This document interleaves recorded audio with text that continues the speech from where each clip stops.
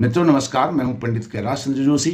यदि आप अपनी जन्म पत्रिका का विश्लेषण प्रिडिक्शन कराना चाहते हैं, कुंडली मिलान कराना चाहते हैं, एक्स्ट्रा मैरिटल अफेयर्स का समाधान चाहते हैं, भवन निर्माण, शिलान्यास, भूमि पूजन का मुहूर्त जानना चाहते हैं, विवाह, जनेऊ, यज्ञोपवीत, मुंडन आदि का मुहूर्त जानना चाहते हैं और हमारे द्वारा ज्योतिष सीखना चाहते हैं तो वीडियो पर चल रहे नंबर पर आप संपर्क कर सकते हैं।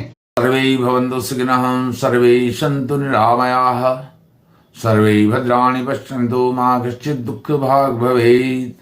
मित्रों नमस्कार, मैं हूं पंडित कैलाश चंद्र जोशी और आप देख रहे हैं मेरा यूट्यूब चैनल संस्कृति शीर्ष। मित्रों, आंग्लीय नववर्ष 2025 की आपको बहुत बहुत शुभकामनाएं।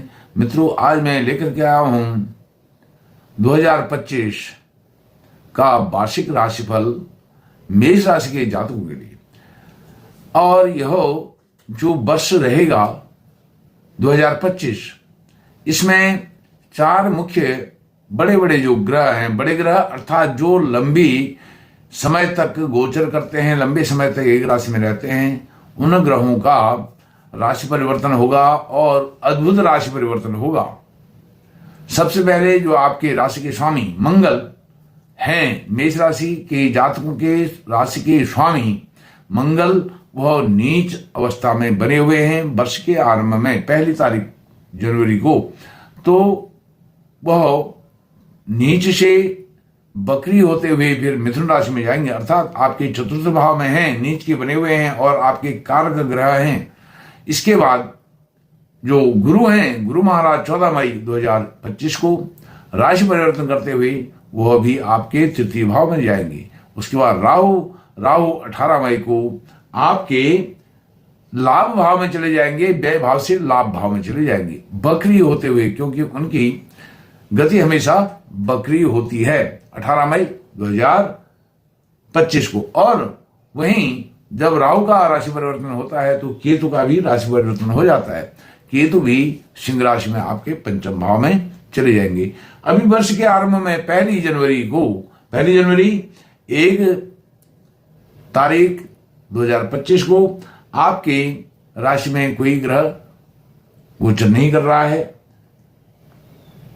दूसरे भाव में गुरु महाराज हैं, तीसरा भाव खाली है, चतुर्थ भाव में मंगल है, पंचम खाली है, छठे भाव में केतु हैं, सप्तम खाली है, अष्टम भाव में बुध जो सौम्य ग्रह हैं वह विराजमान हैं, जो आपके वाणी भाव के कारक ग्रह हैं। और नवम भाव में चतुर्थेश और पंचमेश, चौथे पांचवें घर के स्वामी भाग्य भाव में विराजमान हैं और उस दिन भाग्य भाव में विराजमान हैं, लेकिन वह बहुत चंद्रमा सूर्य से काफी आगे निकल चुके हैं, अर्थात क्षीण तो हैं, अधिक क्षीण नहीं है।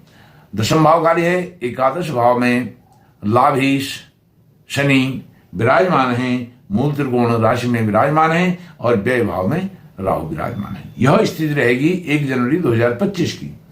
अब बात करता हूं सबसे पहले मंगल का। मैंने आपको बताया 21 जनवरी को मंगल 21 जनवरी 2025 वह जाएंगे मिथुन राशि में, बकरी होते हुए जाएंगे और उसके बाद 3 अप्रैल को फिर से वह कर्क राशि में फिर नीच के हो जाएंगे सीधी चाल के चलते।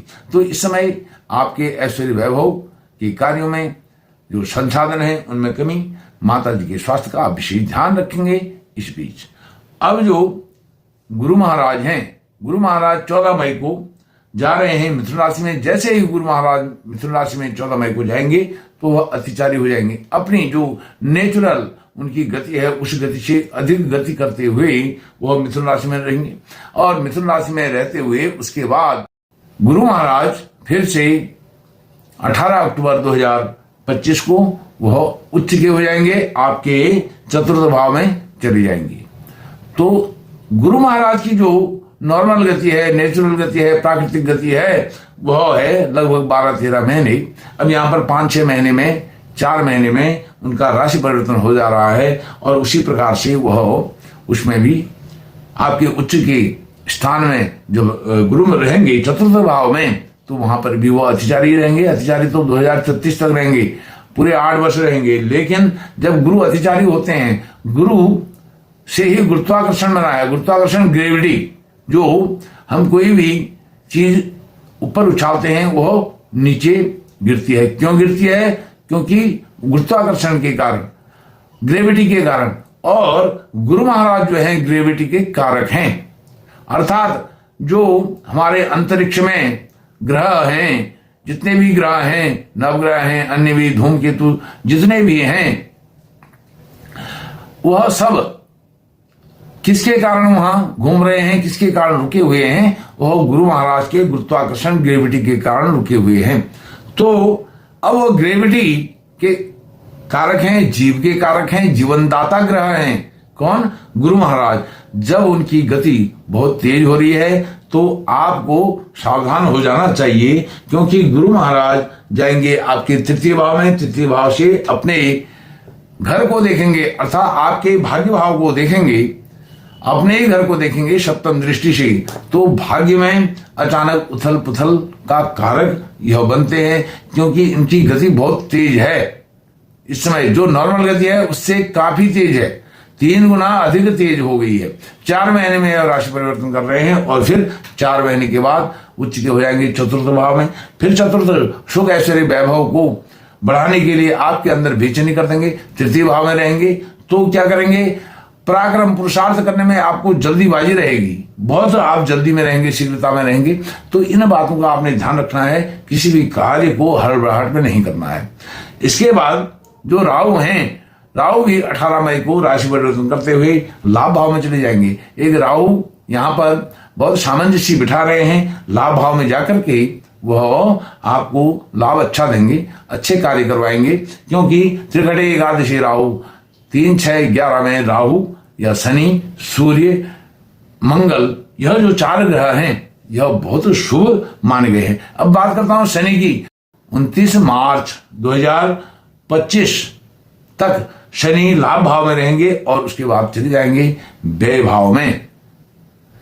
व्यय भाव में, खर्चे के भाव में। तो खर्चे, जो फिजूल खर्चे आपकी हो रही थी राहु के कारण, वह कम होगी। विदेश से संबंधित आपके काम बन सकते हैं, टूर ट्रेवल हो सकता है, लंबे अवधि की जर्नी हो सकती है। लंबे अवधि के लिए आप अपने जन्म स्थान से दूर रह सकते हैं कार्य को करने के लिए। और जो विशेष बात है, धार्मिक जो आपका व्यवहार रहा है वह यदि बीच में उसमें कमी आ गई है तो आप अपने मूल धार्मिक हो, आध्यात्मिक हो, जो भी जिससे भी आप जुड़े हैं, उन बातों में, उन कार्यों में आपका फिर से लगाव शुरू हो जाएगा जब गुरु हो जाएंगे अतिचारी। अतिचारी गुरु 14 मई से तो मिथुन राशि में आएंगे। तब से आपकी पुरानी जो हैबिट हैं, जो आपकी पुराना दिनचर्या है, उसमें आप लौट आएंगे। यदि अच्छी दिनचर्या है वो बीच में छूट गई है तो यह अतिचारी होने में फिर आपको अच्छी आदतें मिलने वाली हैं। यदि बुरी आदतें थी तो फिर बाद में ठीक हो गई, उसके बाद अतिचारी गुरु होंगे, फिर से आपको बुरी आदतें लगना शुरू हो जाएंगी। अर्थात जो पहले था वैसे ही फिर आपका होने वाला है। और विशेष करके आपने यहां पर अपने मूल जड़ों से जुड़ने की आपने कोशिश करनी है, क्योंकि धर्म भाव पर, 9वां भाव क्या है? धर्म का भाव है। धर्म भाव पर है गुरु की सप्तम दृष्टि। तो इसके कारण आपको मूल जड़ों से आपने जुड़ना है, आध्यात्म जगत से जुड़ना है और आप स्पिरिचुअल बनने की कोशिश करें तो आपके कष्ट संकट दूर हो सकते हैं। क्योंकि गुरु जब अतिचारी होते हैं, ह्यूमैनिटी को भी वो लॉस पहुंचाते हैं। तो अपनी ह्यूमैनिटी को बढ़ाते रहने की कोशिश करें, बढ़ाने की कोशिश करें। और साथ में जो ह्यूमैनिटी अर्थात रोग प्रतिरोधक क्षमता, उसको बना करके रखें। खान पान में विशेष ध्यान दें, क्योंकि अतिचारी गुरु कुछ अनहोनी भी कर देते हैं, क्योंकि यह जीवन रक्षक हैं। और जब अपनी नॉर्मल गति में रहते हैं, नॉर्मल स्पीड में रहते हैं, तो यह अच्छा फल करते हैं गुरु महाराज। क्योंकि तृतीय भाव में आ रहे हैं तो अच्छा फल करेंगे, चतुर्थ भाव में फिर उच्च के हो जाएंगे, अच्छा फल करेंगे। लेकिन वह अतिचारी हैं, इसमें वह विपरीत फल भी दे सकते हैं। अब गुरु की जो दृष्टि रहेगी, अभी तो गुरु की दृष्टि आपके 6ठे भाव में है 14 मई तक, और केतु पर है, यह अच्छी दृष्टि कही जाएगी। लेकिन जब गुरु आ जाएंगे तृतीय भाव में तो उनकी दृष्टि हो जाएगी सप्तम भाव पर। तो सप्तम भाव जो पति पत्नी के रिश्ते हैं उनमें भी आपने सावधानी रखनी है। विवाह हो रहा है, विवाह में भी जल्दीबाजी नहीं करनी है, सोच समझ करके विवाह की बातचीत को आगे बढ़ाना है। और उसके साथ साथ जो गुरु की सप्तम दृष्टि मैंने बताया आपके धर्म भाव पर है, आपके भाग्य भाव पर है।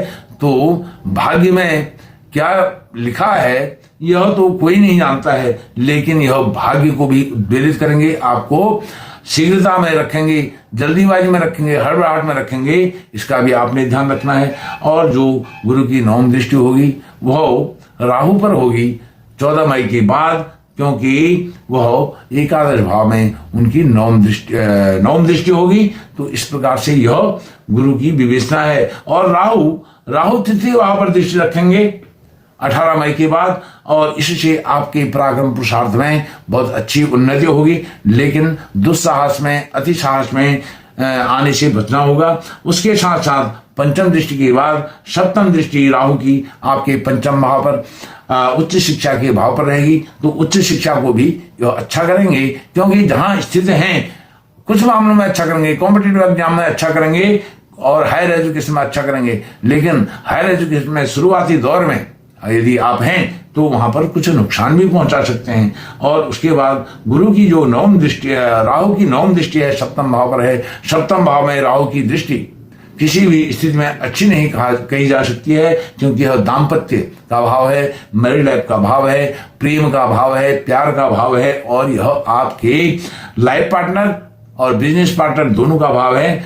इसके लिए आपको सतर्क रहना होगा। और सूर्य नारायण भगवान अभी जैसे मैंने बताया भाग्य भाव में विराजमान है 1 तारीख को, और तृतीय भाव पराक्रम पुरुषार्थ के भाव को, परिश्रम के भाव को देख रहे हैं। बहुत अच्छी दृष्टि उनकी है, यह है। अब आपने जो विशेष ध्यान रखना है 2025 में, कुछ उपाय आपने करने हैं। मंगल आपके जो राशि के स्वामी हैं उनको प्रसन्न करने के लिए हनुमान चालीसा का रोज पाठ करें। मंगलवार शनिवार को तो अवश्य करें, 2 बार भी कर सकते हैं तो और अधिक अच्छा है। और सूर्य नारायण भगवान आपके परम मित्र हैं, कारक हैं, पंचमेश हैं, उनको रोज अर्घ दें। आदित्य हृदय स्तोत्र का पाठ करें। और शनि महाराज प्रसन्न हो, क्योंकि 7:30 आपको आरंभ होने जा रही है। और साथ में शनि महाराज आपके द्वितीय भाव पर दृष्टि रखेंगे, तृतीय दृष्टि रखेंगे। तो धन से संबंधित जो परेशानियां हैं उनसे बचने के लिए ओम शं शनिश्चराय नमः मंत्र का जप करें। हो सके तो दशरथ कृत शनि चालीसा का भी पाठ करें, तो इससे आपको बहुत लाभ होने जा रहा है। बस 2025 के आगमन से पूर्व ही आपको एडवांस में हार्दिक शुभकामनाएं, मंगल शुभकामनाएं देते हुए मैं अपनी वाणी को विराम देता हूं। और आपको यह वीडियो अच्छी लगी तो मेरी चैनल को आप सब्सक्राइब करें, वीडियो को लाइक करें, शेयर करें। बहुत बहुत धन्यवाद। नमस्कार।